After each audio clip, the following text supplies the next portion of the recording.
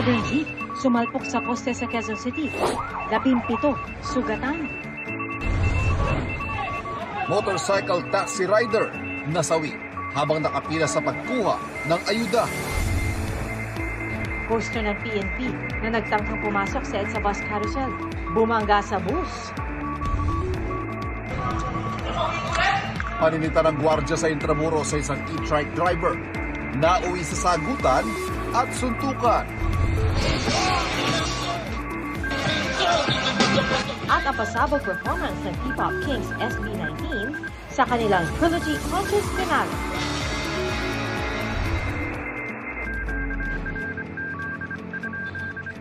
Ivan, kung makikita mo sa likod ko, kinakarga na yung poste ng traffic light na nasira po dito. Ito po, makita nyo nagkalasan yung traffic light dito na binangga po ng modern jeep kanina.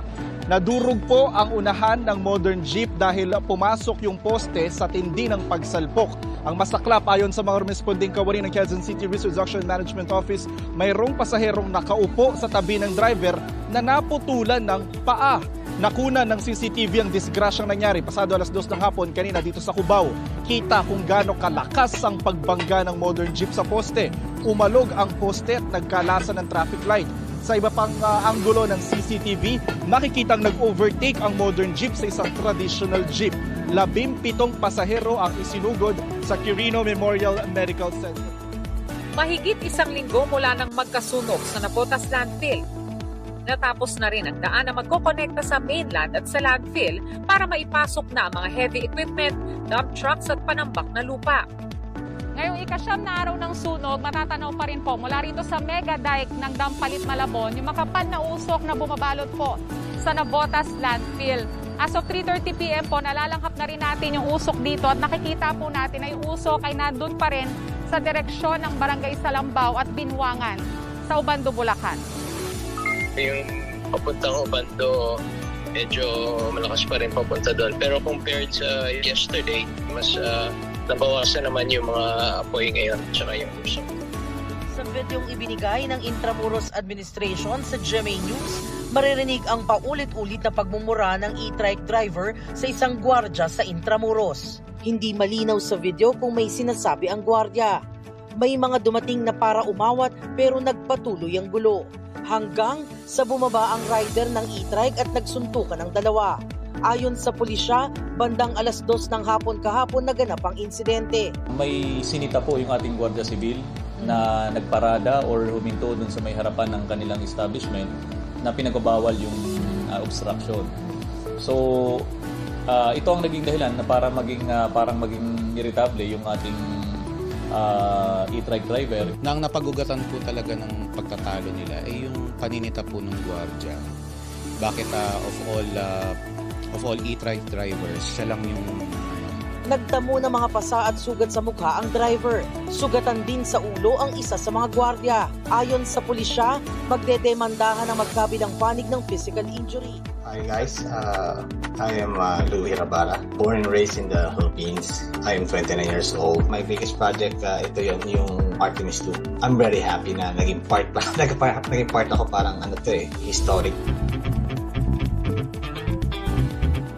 First day of launch, doon kami, the Space Center, which is the mission control on the Houston. Sila yung nagha-handle na rockets and yung spacecraft, also yung Orion, going up to the space or outside the Earth orbit. Ang naging part namin dito as data controllers. After na lumagpas na sa ng Earth orbit, kami na po yung nakakapag-track sa kanila through, sa mga data na makukuha nila dun sa space. Kami na po yung makaka-receive nun. Kailangan yung eyes namin nakabantay talaga.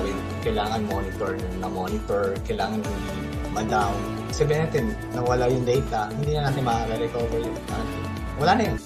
As in, iwan na sa space. Hi guys. Umaani ng iba't ibang reaksyon sa social media ang video na ito matapos magbanggaan ang isang passenger bus at poster ng PNP sa EDSA bus carousel. Ang isa pang viral video na shinare din mismo ni National Police Commission Vice Chairperson Rafael Calinisan, kuha naman ng isa sa mga sakay ng bus. Bigla kayong pasok. Nakuha pa yung hindi nila lane to, kuya.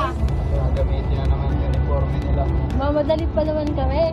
Nakunan din sa CCTV ang dalawang bus na magkasunod na tinatahak ang EDSA bus lane northbound. Hanggang ang PNP coaster nag-swerve at lumipat ng linya papunta sa bus lane.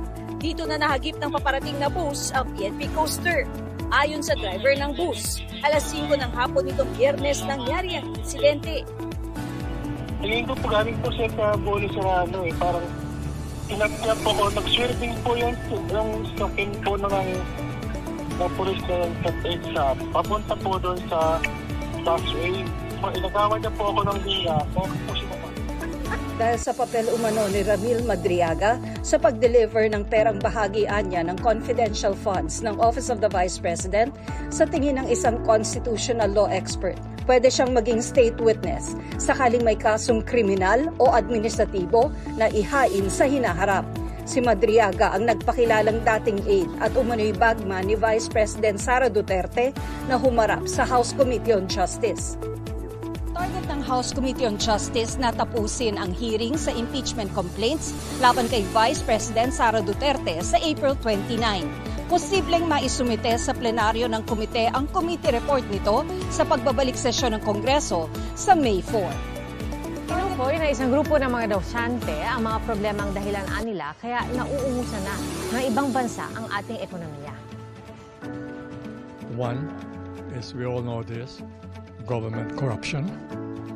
Number two, people were not educated on how to vote for the best citizens to be in government.